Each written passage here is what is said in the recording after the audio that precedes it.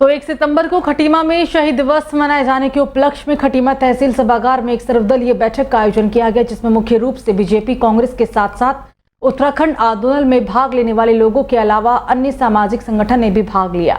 इसमें आगामी 1 सितंबर को मनाए जाने वाले शहीद दिवस के अवसर पर दलगत राजनीति से ऊपर उठकर एक मंच में खड़े होकर शहीद दिवस मनाने का निर्णय लिया गया है।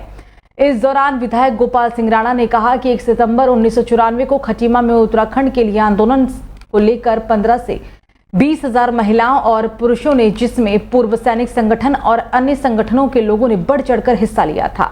अब इस कारण उत्तराखंड में हुए आंदोलनों के कारण हम उत्तराखंड में रह रहे हैं और उत्तराखंड बनाने के कारण ही मुख्यमंत्री पुष्कर सिंह धामी मुख्यमंत्री बन पाए, वो विधायक बन पाए। रवीश भटनागर ब्लॉक अध्यक्ष कांग्रेस ने कहा कि शहीद दिवस के अवसर पर हर साल राजनीति होती है। इस साल हम सब ने एक साथ शहीद दिवस मनाने का फैसला लिया है। गौरतलब है कि 1 सितंबर 1994 को जब उत्तराखंड आंदोलन के लिए 15 से 20 हजार लोग, जिसमें पुरुष और महिलाएं शामिल थे, वो जुलूस निकाल रहे थे, तत्कालीन पुलिस प्रशासन के द्वारा उन पर बर्बरता पूर्वक गोली चलाई गई, जिसमें कई शहीदों ने अपनी जान गंवाई और कई लोग इसमें घायल भी हुए। और उसी दिन को याद करते हुए और ताज़ा करते हुए अब हर साल खटीमा में शहीद दिवस से 1 सितंबर को मनाया जाएगा। उत्तराखंड राज्य आंदोलनकारी मंच के तहत 1 तारीख को जो उत्तराखंड शहीद दिवस है, उस पर हर साल उनकी बरसी के रूप में कार्यक्रम मनाया जाता है। और ये राजनीतिक मंच नहीं है, राजनीतिक उससे नहीं मनाया जाता। ये सर्वदलीय जो आंदोलनकारी हैं, शहीद हुए उनके परिवार के लोग और जो राज्य आंदोलनकारी के वरिष्ठ राज्य आंदोलनकारी हैं और आंदोलनकारी हैं, उनके द्वारा ही आयोजित कार्यक्रम किया जाता है। तो उसी को लेकर आज ये मीटिंग थी और जो लोग कराते चले आ रहे हैं उन्हीं के दिशा निर्देश कार्यक्रम होगा। और मैंने तो विशेष रूप से ये कहा है कि राजनीतिक मंच न बनाया जाए। पिछले 1-2 सालों से कुछ इसमें राजनीतिक वो आ रही थी और पिछले बार किसी गठन किया गया है कार्यक्रम का आयोजन करेगा। सबसे पहले अमित पांडे उनके साथ आप सबको बहुत बहुत धन्यवाद देना चाहता हूँ जो मीटिंग का आयोजन किया और मीटिंग का जो आयोजन किया है उन सभी को मेरी तरफ से बहुत बहुत धन्यवाद, उनका आभारी हूँ। वास्तव में एक सोच निकल के आई है कि हम बगैर पार्टी पॉलिटिक्स से हट करके, राजनीति से हट करके, उसके ऊपर होके हम सभी दल मिलकर सभी तो मुख्य चिकित्सा अधिकारी उधम सिंह नगर के द्वारा दरअसल आपको बता दें कि डॉक्टर मनोज शर्मा ने नागरिक चिकित्सालय खटीमा का निरीक्षण करने के लिए पहुंचे। सीएमओ ने यहां पर अस्पताल में सभी सुविधाओं जैसे कि CT scan, ICU, ultrasound machine, x-ray machine, OPD, NICU आदि सभी विभागों का निरीक्षण किया है और साथ में मरीजों से बातचीत कर उनको मिलने वाली सुविधाओं के बारे में भी जानकारी ली। और इस अवसर पर सीएमओ डॉक्टर शर्मा ने बताया कि सिटी स्कैन मशीन कोरोना काल में प्राप्त हुई थी, जिसकी वारंटी कम थी, इसको संचालित किया जा रहा था। टेक्निकल कारण के कारण मशीन बंद पड़ी है और इसको जल्द ही सुचारू किया जाएगा। 102 खुशियों की सवारी 2 संचालित है, जिसमें इस महीने 70 लाभार्थियों को लाभ मिला। जो वाहन खराब पड़े हैं वो जल्दी ही सुधार कर लिए जाएंगे। एक्सरे मशीन चालू है। जहां तक बात है आईसीयू की, जिसमें 11 बेड है और इसमें पर्याप्त फिजिशियन स्टाफ नहीं होने के कारण सुचारू ये नहीं है और 1 सप्ताह के अंदर कम से कम 5 बेड आईसीयू संचालित करने के प्रयास में भी किए जाएंगे। देखिए, ये इस बार जो है काफ़ी जब बारिश हुई थी बीच में स्टार्टिंग में जो हुआ था, तो काफ़ी सभी जगह बाढ़ की स्थिति, जल भराव की स्थिति पूरे खटीमा में ही बनी थी। तो हमारा भी ये लो लाइंग एरिया होने की वजह से यहाँ भी काफ़ी जो है वो पानी का जल भराव यहाँ पे हुआ था। तो ये सब चीज़ें हमारे द्वारा उस समय से प्रशासन के संज्ञान में और उच्च स्तर पे सभी के संज्ञान में बातें उसमें डाली गई थी। उस समय जो नगर पालिका है उसके माध्यम से जो पंप लगा करके पानी को निकाला गया था उस समय भी, और ये सबके संज्ञान में है। प्रशासन द्वारा, सरकार द्वारा लगातार इसमें प्रयास। तो पौड़ी में प्रस्तावित तारामंडल और माउंटेन म्यूजियम के निर्माण की टेंडर प्रक्रिया अब पूरी हो चुकी है और इस परिसर में साइंस एवं इको पार्क का भी निर्माण किया जाएगा। गढ़वाल सांसद अनिल बलूनी ने राज्यसभा सांसद के कार्यकाल में तारामंडल व माउंटेन म्यूजियम के निर्माण के लिए अपनी निधि से 15 करोड़ रुपए रिलीज किया था। अब इसको लेकर टेंडर की प्रक्रिया भी पूरी हो गई है। स्थानीय व्यापारी संजय वर्मा ने बताया कि तारामंडल और माउंटेन म्यूजियम के बनने से पौड़ी और आसपास के क्षेत्र में विकास एवं पर्यटन की गति तेज होगी ही और साथ में छात्रों को वैज्ञानिक अप्रोच भी बढ़ेगी और इस क्षेत्र में शैक्षणिक गतिविधियां भी बढ़ेगी। उन्होंने कहा कि आगे चलकर इस योजना का और व्यापक विस्तार होगा ताकि ये एक पर्यटन हब के साथ साथ उत्तराखंड का एजुकेशनल हब भी बन सके। पीडब्ल्यूडी के अधिशासी अभियंता ने बताया कि इस योजना में 18 करोड़ 73 लाख की डीपीआर तैयार हो चुकी है। परिसर तक पहुंच के लिए अब सड़क निर्माण की भी बड़ी बाधा दूर हो गई है और वृक्षों के उत्पादन और बाद में शीघ्र ही तारामंडल के साथ साथ माउंटेन म्यूजिशियन के निर्माण का भी काम शुरू हो जाएगा। जी, इसमें डीपीआर जो है कंसल्टेंट ने सबमिट कर दी है और डीपीआर जो है 18 करोड़ 73 लाख की है और वो परीक्षण हेतु भेजी है अभी, और जैसी परीक्षण होकर आती है इसमें तुरंत जो है निविदा आमंत्रित कर दी जाएगी। और अप्रोच रोड की हमने निविदा आमंत्रित कर ली है और जितनी भी सैद्धांतिक शर्तें मिली थी इसमें वन भूमि में, वो सभी हमने कंप्लाइंस कर दी है उसकी, और पेड़ों के पातन के लिए अनुरोध किया हमने। कितने साल अभी तक? इसमें लगभग जो है जो एग्जैक्ट रोड में और भवन में है लगभग 250 के आसपास है, तो उतने का ही हम जो है इसमें प्रपोजल भी भेजा हमने। कब तक बनकर तैयार होने की उम्मीद है इसकी? लगभग इसमें लगभग जो है 1.5 से 2 साल का समय लगेगा पूरी परियोजना को बनने में, और उसके बाद इसमें अगर विस्तार होगा आगे तो उसमें अधिक समय और लग सकता है। मैं अवगत कराना चाहता हूं कि माननीय सांसद जी द्वारा जो यहाँ पर पहल की गई पलायन को रोकने के लिए, जैसा कि आपको पता होगा हमारे क्षेत्र में काफी पलायन हो चुका है और इसको रोकने के लिए सांसद जी द्वारा निरंतर कदम उठाए जा रहे हैं। जैसे कि उन्होंने यहाँ पर प्लेनेटोरियम हो गया और माउंटेन म्यूजियम की सौगात बॉडी को दी है, इससे हमें लगता है कि काफी हद तक हम इसको रोकने के लिए कामयाब हो जाएंगे।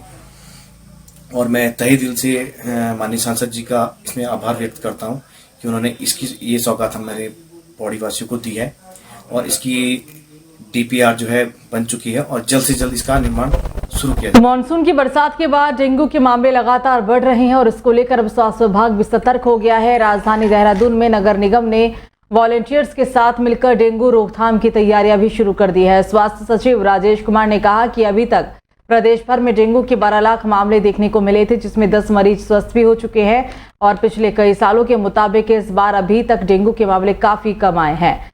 नगर निगम स्वास्थ्य विभाग की तरफ से जन जागरूकता के लिए जो अभियान चलाए गए हैं, इसका असर इस बार साफ तौर पर दिख रहा है। हालांकि बरसात के बाद और भी सतर्कता बरतने की भी आवश्यकता है। इसमें विभाग पहले से ही अलर्ट है। आमजन को जागरूकता बनाए रखने की भी आवश्यकता है। देखिए, पूरे स्टेट में अभी डेंगू के मात्र 12 मामले हैं और उसमें भी 10 पेशेंट्स जो हैं वो रिकवर कर चुके हैं और एक पेशेंट हॉस्पिटल में है और एक होम आइसोलेशन होम में है, घर पे है।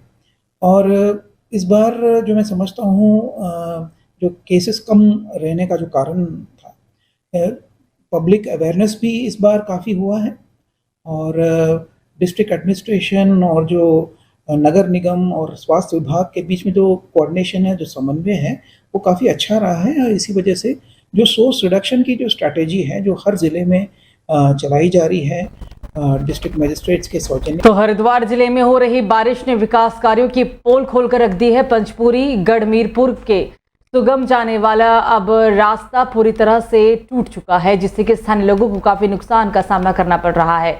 समाजसेवी महबूब आलम ने विरोध दर्ज कराते हुए कहा कि ये पुल महाकुंभ के दौरान बनाया गया था, लेकिन हर साल बरसात में यहाँ समस्या खड़ी हो जाती है। उन्होंने आरोप लगाया कि रपटा पुल भ्रष्टाचार की भेंट चढ़ गया है।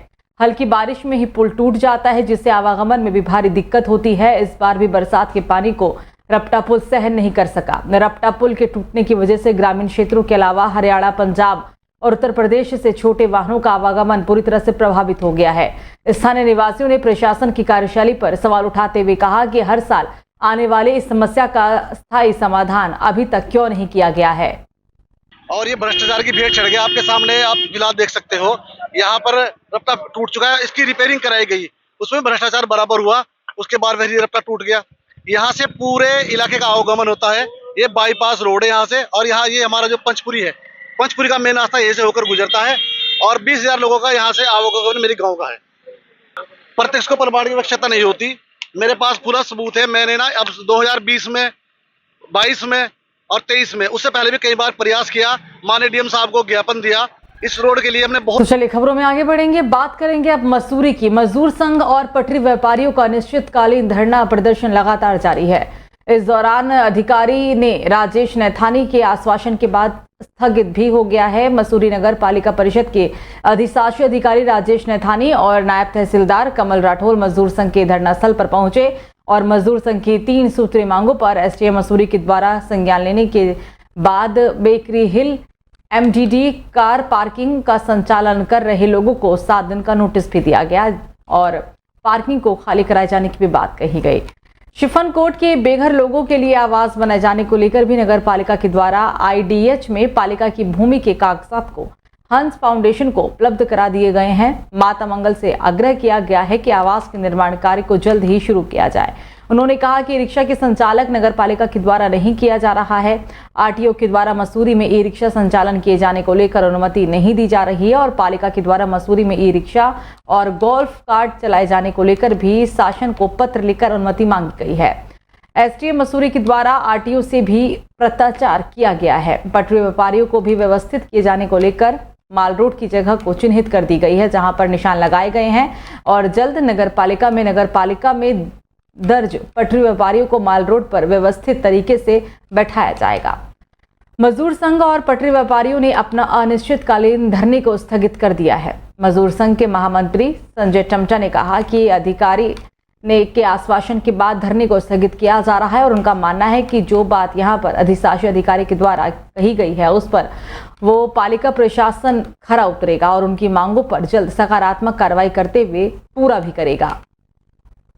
में मजदूर संघ ने जो इनकी 3 सूत्रीय मांगों के धरने पे बैठे हुए थे, इसमें एक तो आईडीएच से जो हटाए गए थे, शिफनकोट से जो हटाए गए थे उनको आईडीएच में भवन निर्माण किया जाना था।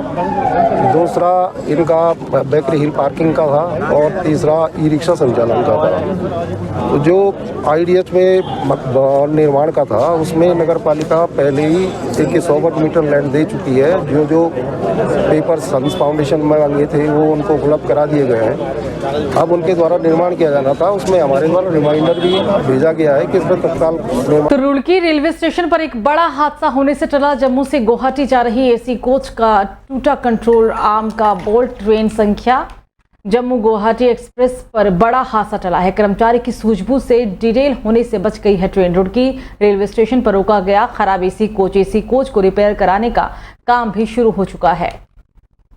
तो वहीं रुड़की की गंगनहर कोतवाली क्षेत्र के माधोपुर में एक व्यक्ति की मौत के मामले में सियासी अब तूल पकड़ता जा रहा है। अब गांव के पॉलिटिकल लीडरों का बड़े पैमाने पर आना जाना भी शुरू हो गया है। तमाम पॉलिटिकल लीडर मोनू की मौत के मामले में अब सीबीआई जांच और आरोपी पुलिसकर्मियों पर कानूनी कार्रवाई की मांग पर अड़े हैं। आज भी कांग्रेस के तमाम लीडर सोहलपुर गांव पहुंचे और मृतक के परिजनों को ढांढस बांधते हुए कहा कि हम हर दम तक वसीम की मौत को लेकर लड़ते रहेंगे। कांग्रेस के प्रदेश अध्यक्ष करण माहरा ने पूरे मामले में सीबीआई जांच से कराने की बात की। वहीं सहारनपुर सांसद इमरान मसूद ने भी इसमें पुलिस के सर पर बीजेपी का हाथ होना बताया है। पूर्व सीएम हरीश रावत ने पूरे मामले को दुर्भाग्यपूर्ण बताते हुए कहा कि अब बीजेपी लोगों को धर्म को लेकर बांटने के काम में लगी हुई है और उसको मारा गया बच्चे को। ये सीधे सीधे कत्ल है। पुलिस अपने कुकर्मों को छुपाने के लिए नई नई कहानियां गढ़ने का काम कर रही है। कांग्रेस की पूरी लीडरशिप इनके साथ खड़ी हुई है। फ्रंट लाइन के ऊपर कांग्रेस के तमाम हमारे लीडर खड़े हुए हैं। इसलिए हम लोग एक बात कहना चाहते हैं कि हर कीमत पर, हर सूरत में कानून व्यवस्था के साथ कोई भी समझौता करने की ज़रूरत नहीं, कोई अपने हाथ में लेने की कोशिश भी ना करे। बहुत ही निर्मम तरीके से करी गई और पुलिस का ये कहना कि साहब वो डूब के मरा है, ये सब ने देखा है। उसके वीडियोज़ हैं कि पुलिस खड़ी है और वो कूदा है, तो पुलिस ने उसको बचाने की कोशिश क्यों नहीं करी? अगर सुसाइड भी होता तो भी बचाया जाता है, किसी अपराधी को भी सुसाइड नहीं करने दिया जाता है। मोनू तो मल्टीटास्किंग व्यक्ति था, अच्छा तैराक था, उसके अलावा वो उसके ऊपर आज तक कोई मुकदमा तक नहीं था। कांग्रेस के सारे शीर्ष नेता, जिनमें हरिद्वार के सभी विधायक और राज्य भर में जितने लोग लोकसभा का चुनाव लड़े थे, हमारे सभी नुमाइंदे उसमें मौजूद थे और उन सब लोगों के साथ जैसा यहाँ लोगों की ख्वाहिश थी कि हम लोग चीफ मिनिस्टर तक इस बात। तो बीजेपी सांसद गंगा रनौत के द्वारा देश में अन्नदाता कहे जाने वाले किसानों को अपशब्द कहते हुए उल्टी सीधी बयानबाजी के विरोध में अब यहाँ पूरे देश में प्रदर्शन हो रहा है। आज उधम सिंह नगर के जसपुर में एनएसयूआई कार्यकर्ताओं ने जसपुर सभा चौक पर बीजेपी सांसद कंगना रनौत के खिलाफ जमकर नारेबाजी करते हुए सांसद पद से इस्तीफा देने की मांग करते हुए देश के अन्नदाता कहे जाने वाले किसानों से माफी मांगने की बात कही, वरना इस देश की जनता ऐसे राजनेताओं के विरोध धरना प्रदर्शन भी करेगी। और आज उसी कड़ी में जसपुर के सुभाष चौक पर पुतला दहन किया गया है। ये युवा कांग्रेस के कार्यकर्ताओं द्वारा किया गया है। कंगना रनौत ने जो बयानबाजी की है, जो टिप्पणी की है किसान विरोधी कि ये किसान बलात्कारी और ये कर रहे हैं, तो ये एक बहुत ही घिनौनी हरकत है। कंगना रनौत को इसके ऊपर माफ़ी मांगनी चाहिए। ऐसा नहीं होनी चाहिए क्योंकि ये सरकार ही किसान विरोधी है। ये सरकार की ही मंशा का एक सवाल है। सरकार की ही मंशा ऐसी है, सरकार घबराई हुई है किसानों से कि कहीं ना कहीं किसान फिर अपनी बात आगे रख रहे हैं।